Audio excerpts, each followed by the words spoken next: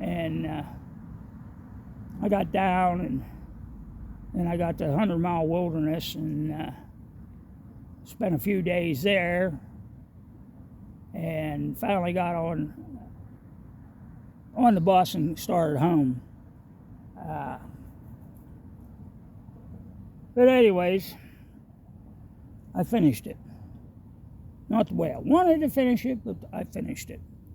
And it started in 2018, and of course, hernia, poison, hurting my knees, bad shoes, somebody stealing my food in the whites.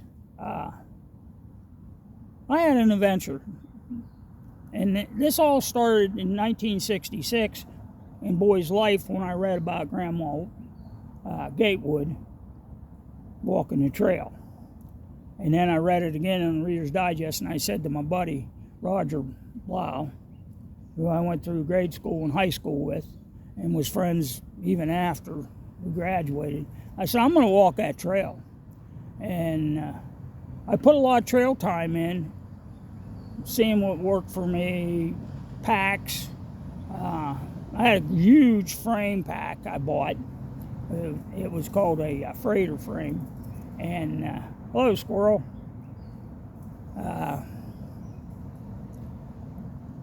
And I was carrying 68 pounds. And I'm like, I'm killing myself. And then the gypsy moths come in, and we had a lot of down trees from them. And it was getting hung up, and it was miserable. I was training on the Mid-State Trail. And so I went to an Alice pack, and that was a lot better. And, well, anyways, the only thing I couldn't do with the Hidden Woodsman is when I went through the jungle gym and crawling through those rocks and stuff, I had to drag it. I mean, I didn't have no mercy for that pack. And you can see, other than the bug repellent stain and the pine pitch, it's still great. I'll still use it on the. I use it a lot during the wintertime when I'm carrying the heavier sleeping bag and the tent and stuff like that. But that's been a terrific pack. And a lot of people ask me about that pack on the trail. And I told them it's a woodsman's pack. It's not a regular backpacking. I mean, you got those ultralight ones that weigh just a couple ounces, and like my food bag. And but I seen them give up on the trail. 2,000 miles, rocks, limbs, pointy sticks, throwing them around. I can remember going up the winding stairs in the rain, and it was pouring, and it was foggy up on top, and I got to the shelter, and this little Chinese guy, he was great. I'd walked with him into town. He beat me and got a ride in, and I had that dog, hunting dog, a lost coon dog, and I was feeding him, and it had a radio collar on it, and I knew that those radio collars are very expensive, and I wanted to see the guy get his dog back, because I used to have hounds myself, and I lost a dog, and it ended up in court and all that stuff, and it was a mess. We did get the dog back, but the guy and the other guys were lying through their teeth, and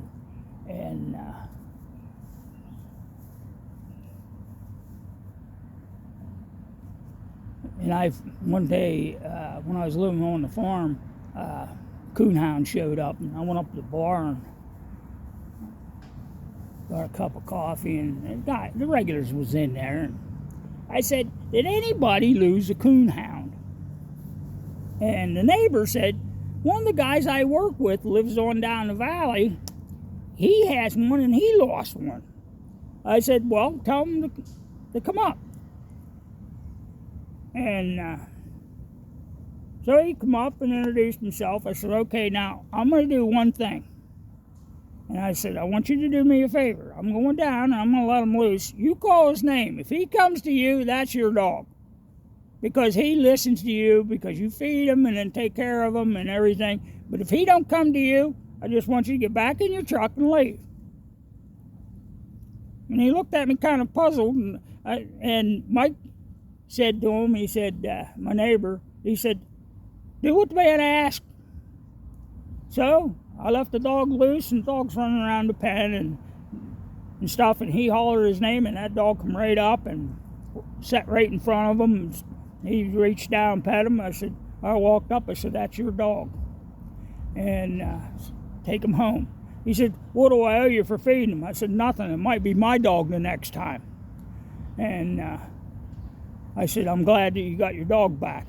He said, can I ask you why you wanted me to stay here and didn't call the dog's name? I said, we had a dog stolen. And I said, I had to go to court. So that was my little court. And I said, you passed. He goes, okay, now I understand why you did what you did. He said, it puzzled me. And I said, I wasn't trying to be a jerk. I just wanted to see the dog get back to its owner.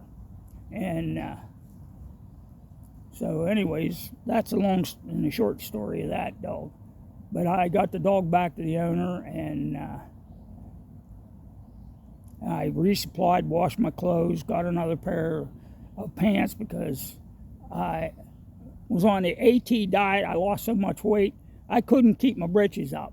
So I put them in the hiker's box just in case somebody that was a big person lost weight that could wear them. They were a little ripped up, but they would have got them maybe if they couldn't afford a pair of pants, it maybe got them through a little bit so they could get another pair. And by the way, I went through 6 pairs of boots, 3 pair of pants,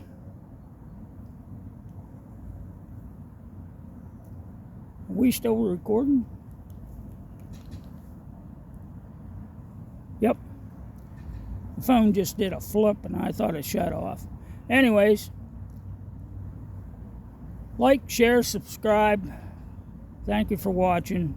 I hope you like this update on what I carried, why I carried it, what I should have did and didn't do, like 3 pairs of socks, that little tarp there for more rain protection.